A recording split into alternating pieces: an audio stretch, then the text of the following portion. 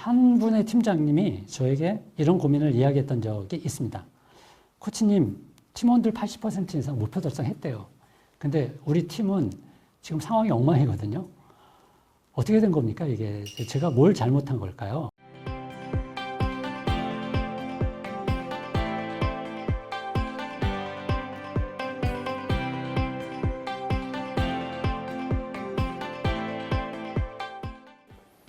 안녕하세요. 김성호입니다. 저는 기업 재무, 또 리더십, 이것과 관련된 책을 쓰고 있는 저자이고요. 비즈니스 코칭을 하고 있는 코치입니다. 오늘 제가 여러분께 말씀을 드리려고 하는 내용은 성과 관리거든요. 성과 관리, 이게 참 알 것 같으면서도 약간 모호한 그런 개념일 수도 있는 것 같아요. 그래서 성과 관리, 그럼 많은 활동들을 하죠. 평가도 하고 여러 가지를 합니다. 그것이 다 성과에 포함이 되는 활동들인데 성과 관리가 뭐야? 라고 물으면 그 정의를 이렇게 대답하는 것은 또 약간 모호합니다. 쉽지 않습니다. 실제로 인터넷으로 뒤져보면, 찾아보면 성과 관리가 약간 모호하다라는 것을 느끼실 수 있을 거예요. 정의가 생각보다 다양합니다. 저는 성과 관리를 용어로부터 시작하도록 해보겠습니다. 성과는 결과나 결과물을 말합니다. 관리는 통제, 지휘, 감독한다라는 의미예요. 그래서 이 용어 그대로 풀어본다면 결과를 내도록 통제, 지휘, 감독한다. 기업에서 이런 활동을 하는 것을 성과 관리라고 하죠. 그런데 이 두 가지의 용어 안에 지금 풀어놓은 그런 단순한 풀이에는 약간 빠진 것들이 있습니다. 그 빠진 부분들을 설명해서 제가 다시 한번 정의를 내려볼게요. 성과 관리란 목표로 하는 결과를 내도록 사람과 일을 통제, 지휘, 관리한다. 이렇게 말할 수 있을 것 같아요. 방금 추가된 부분이 있죠. 눈치채셨죠? 여러분들은 눈치가 빠르시니까. 목표라는 단어가 추가됐습니다. 그리고 사람, 일 이런 부분들이 추가됐습니다. 하지만 이렇게 생략된 것 같던 단어를 집어넣으니까 훨씬 더 정의가 생생해지지 않았습니까? 이 시간에는 성과 관리에 대해서 제가 여러분들께 말씀을 드릴 때 4개의 영상으로 제작해서 말씀을 드리려고 합니다. 첫 번째, 목표 관리. 두 번째, 사람 관리.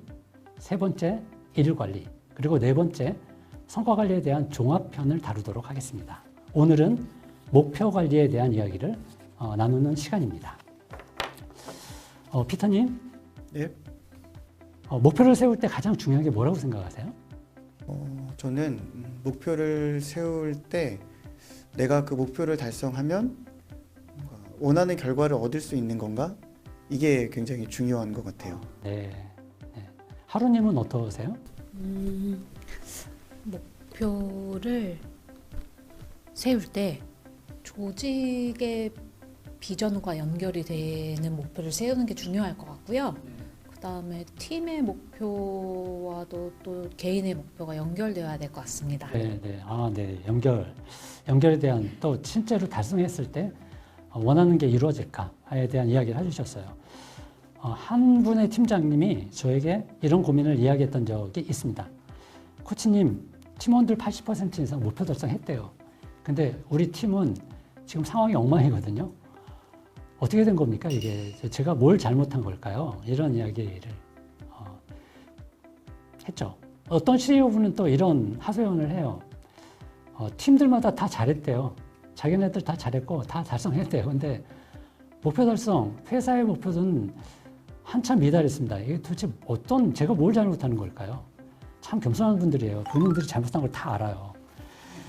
뭐가 문제일까요? 이런 일들이 간혹 생겨요, 간혹. 다 그런 건 아니지만, 그렇다고 해서 너무, 희귀한 케이스도 아닙니다. 의외로 많이 만나는 케이스들입니다. 목표 관리에 관해서 우리가 그래서 생각해야 할 포인트가 있습니다. 그것을 3가지로 정리해서 한번 이 시간에 말씀드려 볼게요. 첫 번째 포인트. 목표의 연결성을 생각하셔야 돼요. 목표의 연결성을 생각하라는 의미는 개인의 목표는 팀과 연결되어야 되고요. 팀의 목표는 회사와 연결되어야 합니다. 동떨어진 목표는 안 됩니다. 조직의 책임자들은 그것을 위해서 이런 질문들을 체크리스트로 가지고 한번 해볼 필요가 있어요. 첫 번째 질문입니다. 팀원들의 목표 달성이 이루어지면 팀의 목표 달성에 어떤 영향을 미치는가? 두 번째 질문은 팀의 목표 달성이 이루어지면 회사 전체의 목표 달성에 어떤 영향을 미치는가? 이게 연결성에 대한 의미를 질문으로 변환시켜 놓은 것 뿐이죠. 하지만 이것을 생각하게 하는 겁니다. 눈을 뜨게 하고 머리를 돌게 하는 거죠. 생각하게 하는 겁니다. 그래서 연결성이 정말 있나? 라는 것들을 생각하게 하는 겁니다. 세 번째 질문입니다. 팀원들이 인지하고 있는 상위 목표는 무엇인가? 팀원들은 상위 목표를 기억하고 있는가?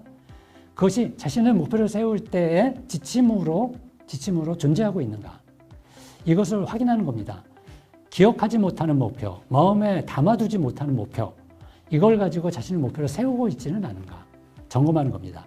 마지막 질문은 팀원들은 상위 목표와 연관시켜서 자신의 목표의 의미를 설명할 수 있는가? 가장 빠르고 가장 효과적으로 무엇인가를 배울 수 있는 방법은 가르치는 거죠. 그죠?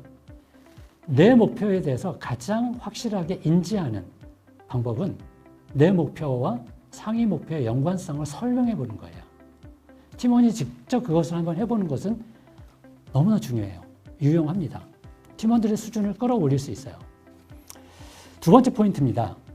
목표 관리에 대한 두 번째 포인트는 목표의 난이도를 생각하는 겁니다. 일에는 정말 난이도가 있어요. 존재합니다. 어떤 사람들은 정말 쉬운 목표를 계속 잡는데 허락을 받아요.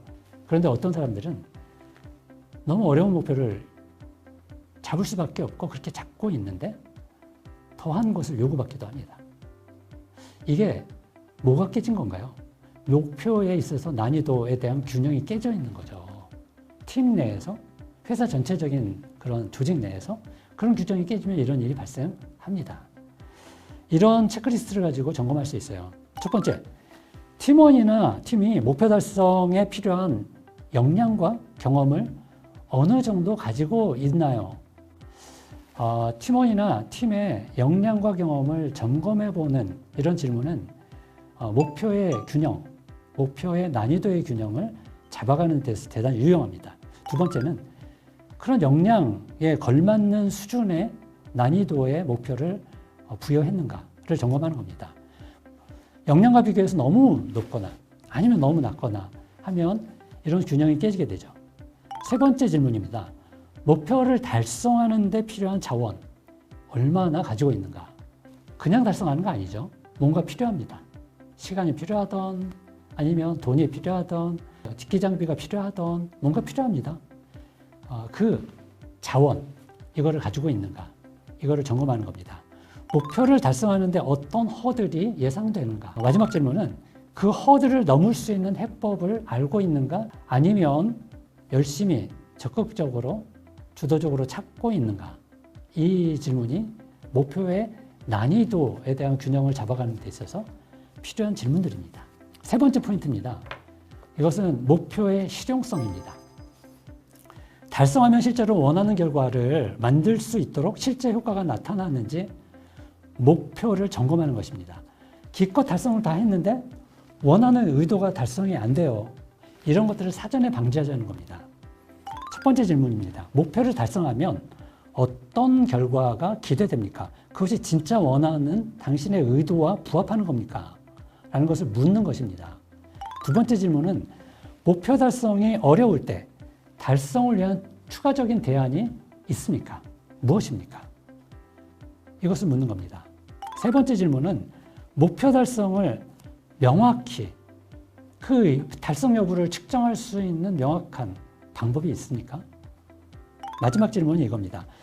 실행해가는 도중에 달성이 어려워 보일 때 팀원에게 구체적으로 피드백과 조정을 할 수 있는 여지가 있는가? 물론 이것이 없다면 실용성 있는 목표 달성, 목표 수립, 이게 쉽지 않습니다. 왜냐하면 한번 목표는 세워두고 끝나는 게 아니거든요. 연중 상황을 계속 바라보면서 조정하는 작업이 들어가기 때문에 그렇습니다. 목표 관리에 대한 3가지 포인트를 말씀드렸는데요. 끝나기 전에 한 가지 중요한 내용을 말씀드리기 위해서 잠시 처음 말씀드렸던 포인트인 연결성으로 돌아가 보도록 하겠습니다. 목표 간의 연결을 잘하는 방법은 뭘까? 목표를 수립하는 방식은 우리가 흔히 사용하는 방식을 캐스케이딩이라고 말할 수 있습니다. 폭포라는 의미인데요. 탑다운 방식이에요. 최상단의 목표를 잡고 하부 조직들이 하나씩 그 최상단의 목표에 맞게 부합하도록 잡아가는 탑다운 방식의 목표 수립 방식을 캐스케이딩이라고 합니다. 캐스케이딩을 하는 데 있어서 가장 절대적으로 중요한 것이 뭘까? 최상단의 목표를 잘 세우는 겁니다. 그게 뭐냐면 타격할 때의 표적, 관역을 만드는 거하고 똑같아요. 또 다른 의미로 한다면 목표점을 잡고 길을 떠나는 겁니다. 우리가 내비게이션을 킬 때, 작동시킬 때 어디로 갈까? 데스티네이션을 정하잖아요. 목적지. 그거가 비슷합니다. 그러면 어떻게 최상단 목표를 잡는 것이 잘 잡는 걸까? 첫 번째, 최상의 목표는 전략적인 방향과 정량적인 숫자를 동시에 담습니다. 예를 들어 볼게요. 경영 효율화를 통해서 영업이익률을 4% 상승시킨다라는 경영진이 목표를 잡았어요. 이 목표를 뜯어보면 방금 말씀드린 그 2가지 내용이 동시에 들어있는 걸 알 수 있습니다. 전략적인 방향, 경영 효율화. 정량적인 숫자, 영업이익률 4% 상승. 이 2가지를 위해서 하부 조직들은 이런 목표를 수립할 거예요. 생산부서는 원가 절감, 생산 절차, 생산 과정을 어떻게 효율화해서 원가 절감을 이룰까? 구매부서, 구매 프로세스를 더 합리화해서 구매 단가를 낮출까? 이런 것들을 수립하지 않겠습니까? 그렇기 때문에 이 2가지 내용을 담는 것은 하부 조직에게 더 명확하고 확실한 목표를 잡도록 만드는 장치인 것입니다. 2번째는 최상위 목표에 대해서 맥락을 가지고 자세히 설명을 해야 돼요. 숫자만 떨어뜨리는 것이 아니라 맥락, 의미, 왜, 무엇을, 어떻게 이런 어떤 맥락, 전후사정을 알려주는 것입니다. 그때 그 맥락을 이해하면서 하부 조직들이 자기 조직의, 자기 개인의 목표를 수립하는 것이 훨씬 더 좋은 목표를 수립할 가능성이 높습니다. 오늘은 첫 번째 시간으로 성과 관리에 대한 개괄적인 소개를 드렸고 더불어서 소주제, 첫 번째 소주제인 목표 관리에 대해서 말씀을 드렸습니다. 목표는요, 결과를 만드는 표대이자 이정표입니다. 그런 기능을 하는 게 목표예요. 그렇기 때문에 목표를 잘 세운다는 것은 성과 관리의 출발을 산뜻하게 좋게 한다라는 의미가 됩니다. 다음 편에서 2번째 주제를 가지고 만나도록 하겠습니다. 감사합니다.